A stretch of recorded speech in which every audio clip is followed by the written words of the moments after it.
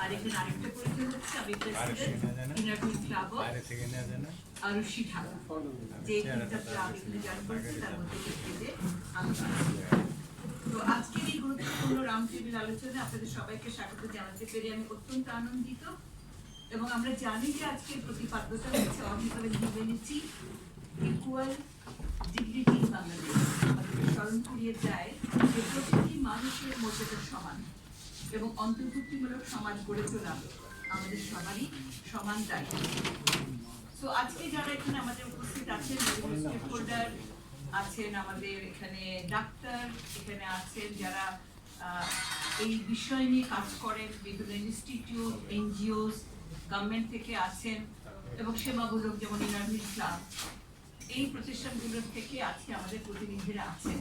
আমরা আজকে চেষ্টা করব সবার কাছে শুনতে, এবং যেহেতু আমাদের সময়ের ব্যাপারটা আছে আমরা সবাই চেষ্টা করব প্রথমে যখন আমি বলবো বক্তাদের নাম, আমরা আপনাদের চিঠিতেও লিখেছিলাম যে 2-3 মিনিটের মধ্যে আপনারা বলেন। পরবর্তী রাউন্ডে হয়তো দেখা যাবে যেখানে আমাদের প্যারেন্টসরা আছেন বা আমরাও আছি, হয়তো আমরা আপনাদেরকে কিছু প্রশ্ন করব। তো তবু আমি একটু হেড টেবিলে একটু আপনাদের অন্তত এখানেই আমি একটু পরিচয় করে দিতে চাই। যদি এখানে আপনারা একটু পরিচয় দেন তাহলে ভালো হয়, আর অন্যরা তো যখন ডিসকাশন তখন আমরা কথা শুনবো। ম্যাডাম আপনারা একটু আসসালামু আলাইকুম সবাইকে। আমার নাম মুশাহিদা করিম, আমি ইনারভিউ ডিস্ট্রিক্ট 3-4-5 এর চেয়ারম্যান। আমাদের ইনারভিউ ডিস্ট্রিক্ট আসলে মানবতার জন্যই কাজ করে। আজকে এখানে আসতে পেরে আমার আসলে ভালো লাগছে। ধন্যবাদ। আসসালামু আলাইকুম, আমার নাম ডক্টর কে হোসেন রিপন। আমি রিপ্রেজেন্ট করছি ড্যাফোডিল গ্রুপ। আমাদের ড্যাফোডিল ফাউন্ডেশন এবং daffodil institute of social science এই দুটো প্রতিষ্ঠান আছে, এবং মেইনলি আমাদের মূল ফোকাস হচ্ছে স্কিলিংটা। তো ওই প্রেক্ষাপটে হয়তো আজকে যদি আলোচনা করার সুযোগ থাকে, সবাইকে শুভেচ্ছা।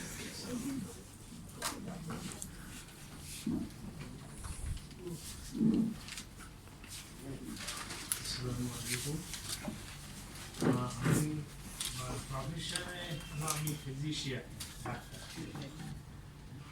আমার নাম ডক্টর আফতাবুদ্দিন। আমি ফেক বাংলাদেশের সাথে সুকুনা লগ্ন থেকে জড়িত। বর্তমানে আমি আরো প্রতিষ্ঠানে কন্ট্রিবিউটর হিসেবে যোগদান করেছি।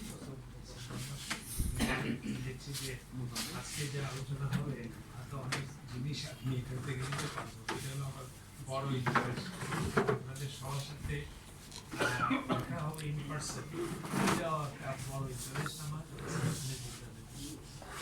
আশা করছি পর্যায়ে শেষের দিকে হয়তো সুযোগ হবে।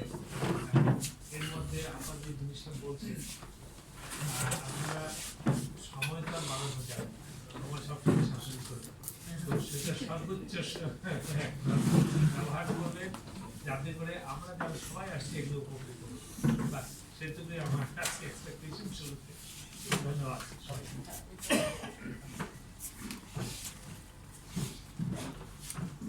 আসসালামু আলাইকুম, ওয়েলকাম। আমি ডক্টর ইমদাদুল হক। আমি মূলত আছি বাংলাদেশ সরকারের সাথে। আমি সিনিয়র অ্যাসিস্ট্যান্ট সেক্রেটারি হিসেবে আছি, জনপ্রশাসন করছি। পাশাপাশি আমি নর্থ সাউথ ইউনিভার্সিটির একজন ফ্যাকাল্টি হিসেবে কাজ করি। আমি সাইকোলজি পড়াই, আর মূলত আমি মেন্টাল হেলথ অ্যাডভোকেসি করে থাকি ন্যাশনালি এবং ইন্টারন্যাশনালি। সবাইকে পেয়ে একসাথে খুব ভালো লাগলো। আমরা আরো কথা বলবো। Thank you. আসসালামু আলাইকুম, আমার নাম শারমিন আহমেদ। আমি ঢাকা বিশ্ববিদ্যালয়ের কমিউনিকেশন ডিসঅর্ডারস বিভাগের চেয়ারপারসন। আমি আমাদের বিভাগ হচ্ছে স্পিচ অ্যান্ড ল্যাঙ্গুয়েজ প্যাথোলজিতে ঢাকা বিশ্ববিদ্যালয়ের সামাজিক বিজ্ঞান অনুষদের আন্ডারে আমরা করে থাকি। পাশাপাশি মানে সব ধরনের নিউরো ডেভেলপমেন্টাল ডিসঅর্ডারের সিটিজেনদের সোশ্যাল মেইনস্ট্রিমিং এর ক্ষেত্রে আমার বিশেষ ফোকাস নিয়ে কাজ করবো। আজকে এই আয়োজনে অংশগ্রহণ সত্যি খুব আনন্দিত আমার। আমি আশা করি আমি আপনাদের কাছ থেকে অনেক কিছু জানতে পারবো, এবং একাডেমিয়ার সাথে আপনারা যারা প্র্যাকটিক্যালি কাজ করছেন তাদের একটা ব্রিজ তৈরি হবে বলে আমি আশা করি। অনেক ধন্যবাদ। এবং এখানে যাদের ডিসকাশন থাকবেন আপনাদের পরিচয় দিয়ে কথা বলবেন। আমি যখন আপনাদের কথা বলবো। আর অতটা ফর্মাল না, আমরা একটু ইনফর্মালি আমরা কথা বলবো, কেন এটা রাউন্ড টেবিল আমরা বুঝতে পারছি যে তেমন ভাবে আমরা কোনো কিনোট পেপারও রাখিনি, কেন এখানে কিনোট পেপার যিনি যে বক্তব্য রাখবেন আমরা সবাই আসলে এই বিষয়টা অনেকটুকুই জানি, এবং যার যার প্রেক্ষাপট থেকে আমাদের জায়গা থেকে আমরা আসলে কি ভাবছি সেটা বলা এবং শোনাটা অনেক বড় দরকার। এবং আসলে আমিও বাংলাদেশের সঙ্গে অনেকদিন ধরে আছি, বিশ্বের চাহিদা সম্পন্ন শিশুদের নিয়ে কাজ করছি, কিন্তু আজকে আপনারা যারা এসেছেন অনেকের সাথেই আপনাদেরকে চিনি জানি, কিন্তু হয়তো ওইভাবে আমাদের পরিচয় হয়নি। তা আমার মনে হয়েছিল আমাদেরও বাংলাদেশে এবং যারা আমাদের সাথে কাজ করি যে আমরা খুব বিচ্ছিন্নভাবে কাজ করি, আমরা আসলে কেউ কারোর সাথে প্রতিযোগিতা নয়, কম্পিটিটরও নয়, কেন আমরা সবাই এই এই যে জনগোষ্ঠীকে আমরা আসলে সবার চাহিদা আমরা মেটাতে পারবো না। সুতরাং আমরা যত বেশি সংস্থা হবে আমরা ছোট ছোট করেই কাজ করি, যতটুকুই করি যদি সফলতার সাথে কাজ করি সেটাই বড় কথা।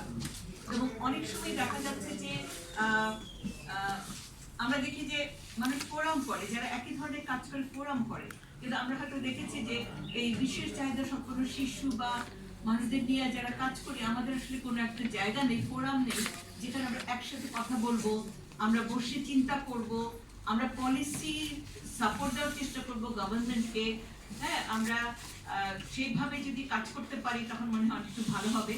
আমি আশা করব যে আজকের আমাদের যে রাউন্ড টেবিলে আলোচনা হবে সেখান থেকেও আমাদের অনেক কিছু আপনাদের মাঝখান থেকে অনেক চিন্তা ভাবনা হয়তো আমাদের বেরিয়ে আসবে। তো যেটা হচ্ছে যে প্রথমে তো আসলে সরকারের একটা বড় ভূমিকা থাকে।